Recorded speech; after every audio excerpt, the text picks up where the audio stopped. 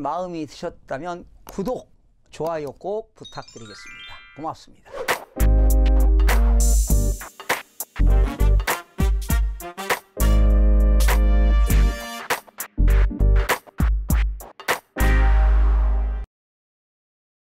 시청자 여러분 안녕하십니까? 김동수입니다. 이 시간에는 소비자 심리지수에 대해서 살펴보는 시간을 갖도록 하겠습니다. 26일이죠. 한국은행이 7월 소비자 동향조사 결과를 발표했는데요. 조사 대상은 전국적으로 도시 2,500가구를 대상으로 조사했는데 응답자는 2,395가구가 응답을 했습니다. 조사 기간은 2019년 7월 10일부터 7월 17일까지 조사를 했는데요. 시청자 여러분들의 이해를 돕기 위해서 참고로 소비자 동향지수에 대해서 간략하게 설명드리겠습니다. 소비자들의 경제 상황에 대한 인식과 그리고 향후 미래에 대한 소비 지출 전망 등을 설문조사하여 그 결과를 지수화한 통계 자료라고 보시면 되겠습니다. 그럼 먼저 소비자 심리지수를 살펴보겠습니다. 소비자들의 경제 상황에 대한 심리를 종합적으로 나타내는 소비자 심리지수는 7월 중에요. 이달에 들어서 95.9로 전월 대비 1.6포인트가 하락을 했습니다. 여러분 도표를 보시게 되면 소비자 심리지수가 나오죠. 2018년 11월에는 95.7이었습니다. 지난 11월에도 상당히 소비자 심리지수가 안 좋았죠. 그러다가 2018년 12월부터 좀 상승하기 시작했습니다. 96.9, 2019년 1월에 97.5, 2월에 99.5, 3월에 99.8, 4월에 101.6, 5월에 97.9, 6월에 97.5, 7월에 95.9로 1.6포인트가 하락했으니까 지금 8개월째 소비자 심리지수가 하락하는 것으로 나타났습니다. 그런데 이 소비자 심리지수의 구성지수의 기여도는 6가지로 구분이 되는데요. 왼쪽으로 보시면 소비자들의 현재 생활 형편, 그리고 생활 형편에 대한 앞으로 미래의 전망, 그리고 앞으로 가계 수입에 대한 전망, 그리고 소비 지출에 대한 전망, 그리고 현재 경기 판단이라든가 향후 경기 전망 6가지를 가지고 소비자 심리 지수가 나오게 되는 겁니다. 자, 그러면 두 번째 소비자 동향지수를 살펴보겠습니다. 이 소비자 동향지수에는 가계 재정 상황에 대한 인식부터 살펴보겠는데요. 현재 생활 형편입니다.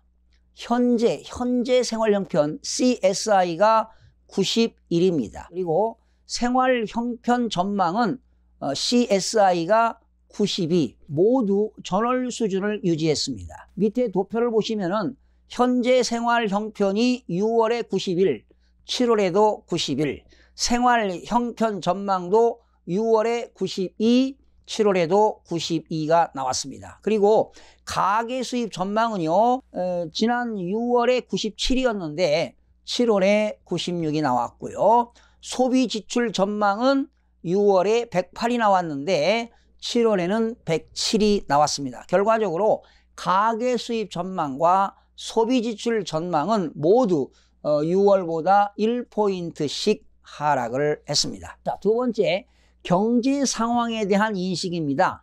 현재 경기 판단이 67, 향후 경기 전망은 70입니다. 전월 대비 현재 경기 판단은 2포인트 하락했고요.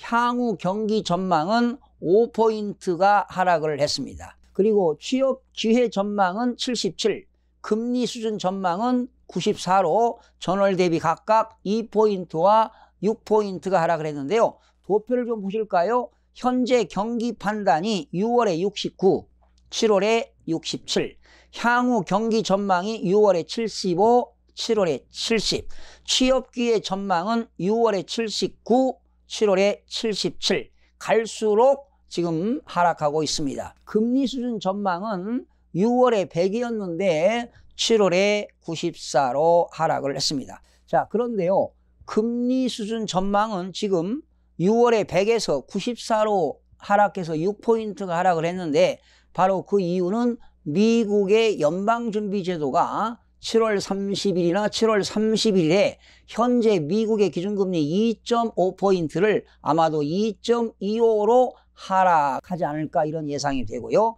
한국은행은 지난 7월 18일 날 한국은행의 기준금리 1.75에서 1.5포인트로 금리를 인하시켰죠. 아마 그래서 6포인트가 하락한 것 같습니다. 그리고 지난 2016년 7월에 93 이후 지금 금리 수준 전망은 최저치를 기록했습니다. 자, 세 번째, 가계저축 및 부채 상황에 대한 인식입니다. 현재 가계저축은 93, 전월에 비해 1포인트가 상승하였으나 가계저축 전망은 전월 대비 2포인트가 하락을 했습니다. 현재 가계부채는 100, 가계부채 전망은 98 모두 전월 수준을 유지했습니다. 현재 가계저축은 6월에 92, 7월에는 93이 되겠고요. 가계저축 전망은 6월에 95인데 7월에 93. 아무래도 소득이 줄다 보니까 가계저축 전망은 하락하는 것으로 나타났습니다. 현재 가계부채가 6월에도 100, 7월에도 100. 가계부채 전망은 6월에 98, 7월에도 98. 현재 가계부채는 지금 동결된 것으로 조사가 되었습니다. 네 번째, 물가 상황에 대한 인식입니다. 물가 수준 전망은 141인데요. 6월보다 2포인트가 하락했고요. 주택가격 전망은 106, 임금 수준 전망은 118인데 전월 대비 9포인트와 1포인트가 상승했는데 물가 수준 전망은 6월에 143에서 7월에 141로 주택가격 전망이 6월에 97이었습니다. 지금 4월까지는 말이죠. 주택가격 전망이 4월까지는 87이었는데 5월에 소폭 상승해서 93, 6월에 97, 7월에 106까지 지금 주택가격 전망이 상승이 되었습니다. 무려 9포인트가 상승했고요. 임금 수준 전망은 지금 5월에 116, 6월에 117, 7월에 118이 되었습니다. 그런데 이렇게 물가 수준 전망과 주택가격 전망과 임금 수준 전망은 현재와 비교해서 1년 후의 전망을 얘기하는 겁니다. 미래의 그 전망을 얘기하는 겁니다. 물가 수준 전망은 유가 약세에 따른 석유류 가격 하락 등으로 2포인트가 하락한 141로 집계가 되었습니다. 임금 수준 전망은 114, 1포인트가 올랐습니다. 주택가격 전망은 큰 폭으로 뛰었습니다. 지난달 97에서 이달 9포인트가 상승해 106으로 올라섰는데요. 이는 지난해 11월 101에서 이후 8개월 만에 기준선을 웃돈 것입니다. 기준선을 넘었다는 것은 앞으로 1년 뒤 집값이 오를 것이라는 응답이 우세해졌다는 얘기입니다. 지수 기준으로 지난해 10월 114 이후 9개월 만에 가장 높았습니다. 주택가격 전망은 CCSI에는 포함되지 않았는데요. 다음은 기대 인플레이션을 살펴보겠습니다. 지난 1년간의 소비자 물가 상승률에 대한 인식 및 향후 1년간 기대 인플레이션은 모두 전월 수준을 유지했습니다.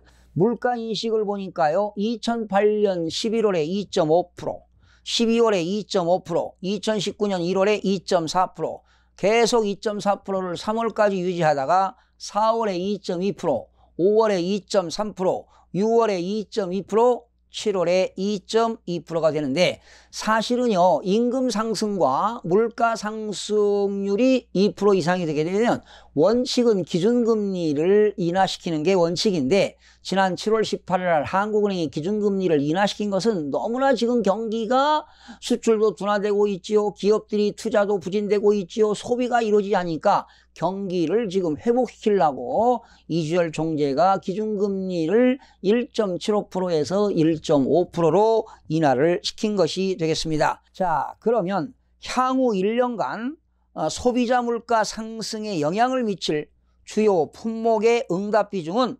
공공요금이 48.5%, 석유류 제품이 37.8%, 개인 서비스가 28.9%, 3% 순으로 높았습니다. 전월에 비해서는 공업 제품은 플러스 4.6%, 개인 서비스는 4.3포인트, 공공요금은 3.1%, 집세는 2.4% 순으로 응답 비중이 증가한 반면 석유류 제품은 마이너스 13.3%, 농축수산물 마이너스 3.5%의 비중은 감소한 것으로 나타났습니다. 자, 7월달 말이죠. 한국은행이 발표한 소비자 심리지수가 석 달 연속 하락을 했습니다. 그리고 8개월 만에 가장 낮은 수준을 나타냈는데요. 이 이유는 수출 부진 등으로 경기 둔화가 지속되는 가운데 특히 미국과 중국의 무역 분쟁으로 지금 상당히 수출이 둔화되고 있죠. 거기에다가 지금 일본의 수출 규제 등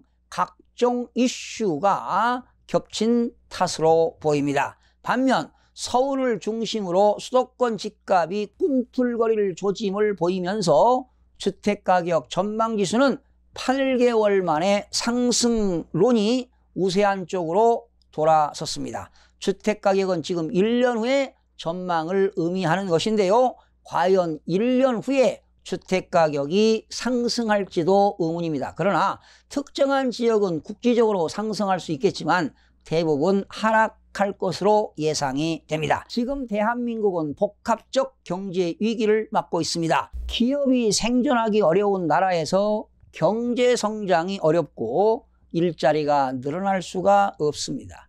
그 피해는 고스란히 우리 젊은이들 몫이라 생각하니 가슴이 메입니다. 서민들의 내 집 마련은 더욱더 힘들어지는 세상이 되어버렸습니다. 시청해주신 여러분 대단히 고맙습니다. 매일매일 최선을 다하겠습니다. 내일 아침에 뵙겠습니다.